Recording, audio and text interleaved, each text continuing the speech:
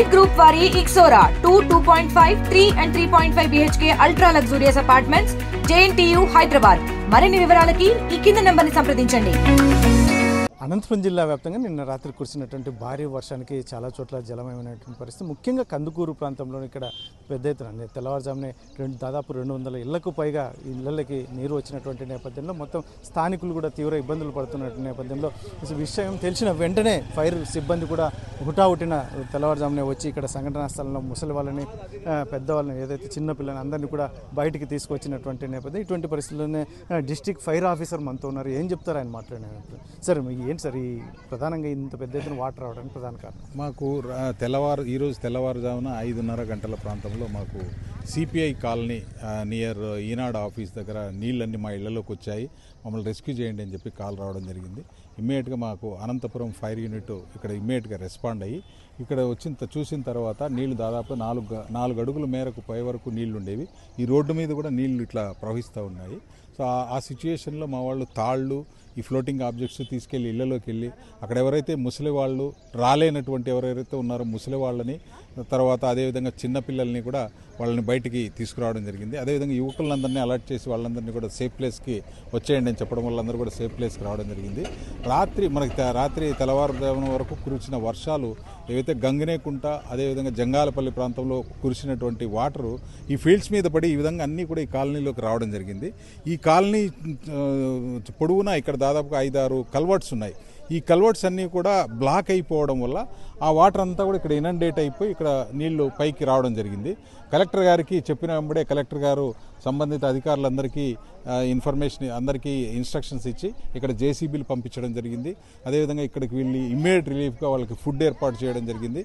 Collector గారు అదేవిధంగా local MLA గారు కూడా ఇమ్మీడియట్గా రెస్పాండ్ కావడం వల్ల ఇక్కడ రిలీఫ్ మెజర్స్ ఇవన్నీ కూడా మీకు చక్కగా జరుగుతున్నాయి. సార్ ముఖ్యంగా మీరు వచ్చిన సమయానికి ఒకవేళ కాస్త ఆలస్యం అంటే ఏమన్నా పరిస్థితులు వేరేగా ఉండేవా? ఎందుకంటే 4 అడుగులకు మించి వాటర్ వస్తుంది కాబట్టి అలా ఉండిపోయి ఉంటే కనుక ఆ నీళ్ళలో ఏదైనా ప్రమాదం జరిగే అవకాశం ఉండేది. చిన్నపిల్లలు దాదాపు ఇంతవరకు వాటర్ ఉండేది అనమాట.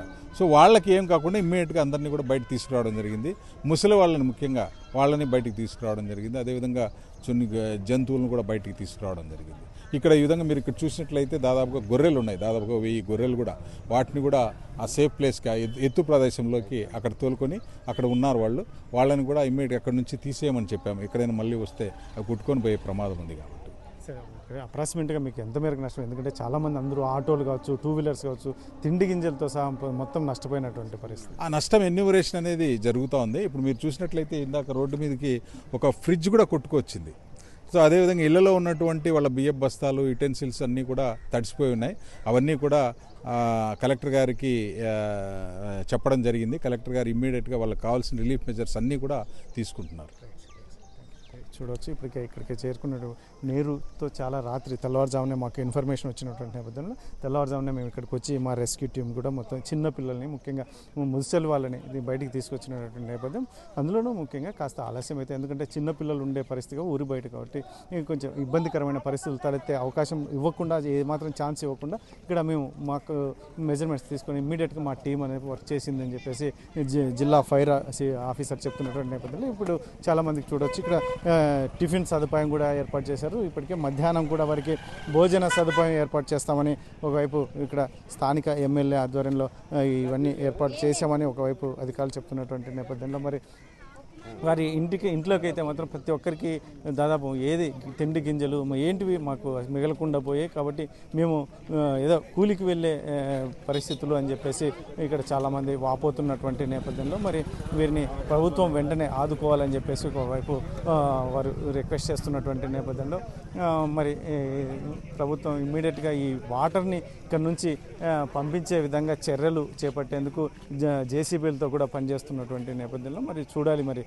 ఎంతసేపటికి వాటర్ క్లియర్ అవుతాయి. ముఖ్యంగా వీళ్ళు ఇళ్లలోకి వెళ్ళాలి అంటే ఇంకా కనీసం 2-3 రోజులు పట్టే అవకాశం ఉంది. అందులో ఇక్కడ వ్యాధులు కూడా ప్రబలే అవకాశం ఉంది. ఎందుకంటే నీరన్నీ ఎక్కడి నుంచో వచ్చినటువంటి నేపథ్యంలో ప్రజలకు వ్యాధులు ప్రబలే అవకాశం ఉన్నటువంటి నేపథ్యంలో మరి వీరికి తగు చర్యలు మెడికల్ సిబ్బందితో సహా అన్ని తగు చర్యలు తీసుకుంటామని ఒక అధికారులు వెల్లడి చేస్తున్నటువంటి నేపథ్యంలో మరి ఇక్కడ అధికారులు అయితే ఇప్పటికే అప్రమత్తంగా ఉన్నాము అని చెప్పేసి చెప్తున్నటువంటి పరిస్థితులు.